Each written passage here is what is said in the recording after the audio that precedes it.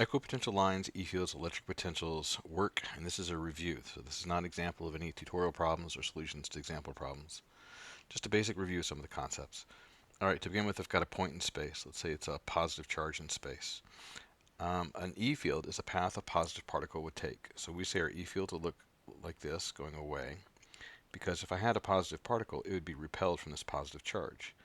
And over here, go away, and it'd be perpendicular to the surface, and go away for those different points. And actually, there'd be a lot more lines. It'd look kind of like the rays of sunshine moving away.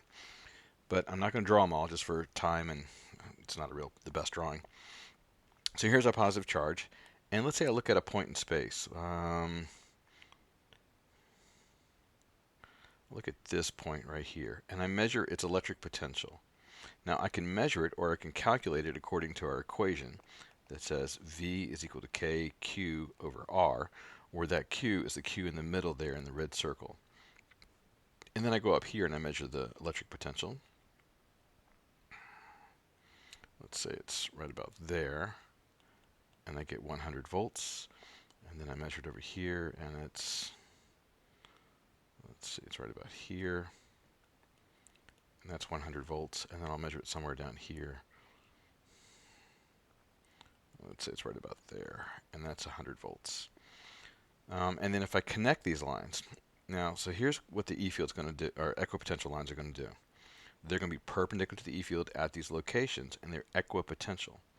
So that means that the potential, so let's see, draw a line there and draw a perpendicular line there.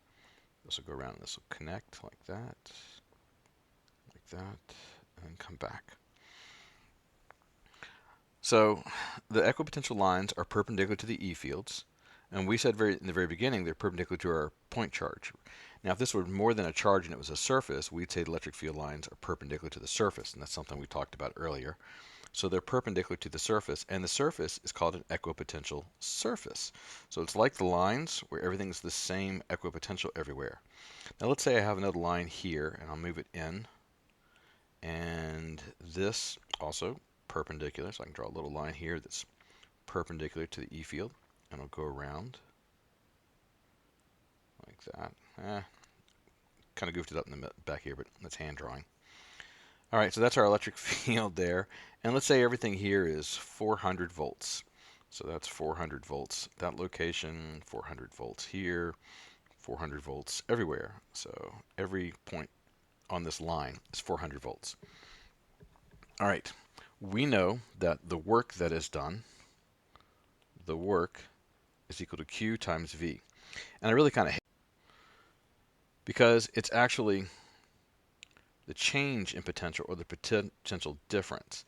Work is equal to delta V, but the delta V is invisible. And the reason why we do that is because a lot of times when we compare the work, we compare it out to infinity. And at infinity, as R goes to infinity, the electric potential goes to zero.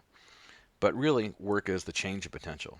So keeping that in mind, if I move from, let's say,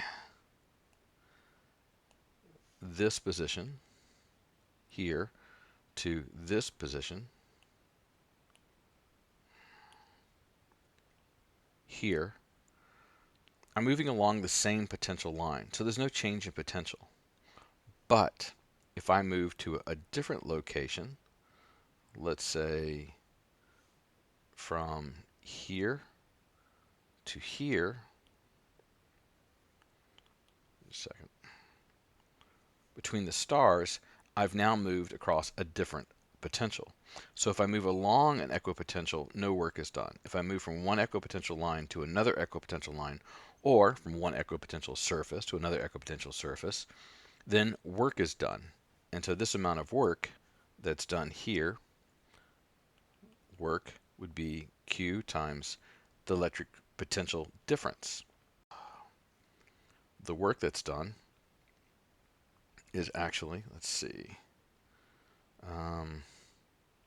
lost my train of thought because the screen keeps freaking out on me here, is equal to Q, and Q would be the charge at the star itself that's moved here.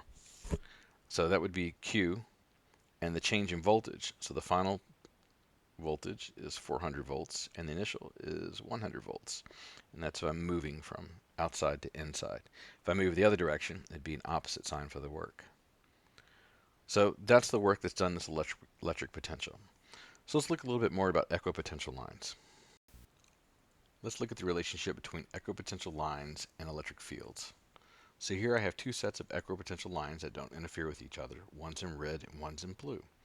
The E field is perpendicular to every electrical potential line, and it's perpendicular to the electric potential line. So in this case, the E field, and also, so I should say that it travels from high potential to low potential.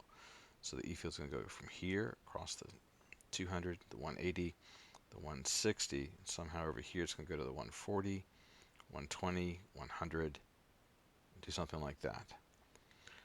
So that's going to be our electric field. It's going to be kind of weird looking, but that's what it's going to do. This would be a path a positive particle would take. Okay, so down below, the blue lines, electric field, still perpendicular to the equipotential lines, and it goes from high potential to low potential. So the electric field is going to go from high potential to low potential. High potential is going to be negative 10. Low potential is going to be negative 40, and that's going to be our E field. Now, if that doesn't make sense, and sometimes it doesn't, think about it a little bit about our number line. So let me start with a vertical number line. At the top, this is going to be the high potential. At the bottom, this is going to be the low potential on my number line. And so I'll call this line here 0. This will be 10 volts, 20 volts, 30 volts. You kind of get the idea there. Then now below, this will be negative 10 volts, negative 20 volts, negative 30 volts, negative 40 volts, etc. all the way down. So the electric field goes from high potential to low potential. So this is going to be the electric field. That's going to be the direction of the electric field. From high potential to low potential. So high potential here is actually going to be, that number should be a 50, sorry. The high potential here should be, well, it's going to be from negative 10 to negative 40, from high potential to low potential. So it doesn't go from the big number to the small. Well, it doesn't look like it, but it is. So in terms of positivity, negative 10 is more positive than negative 40. So that's why it goes from high potential to low potential. The equation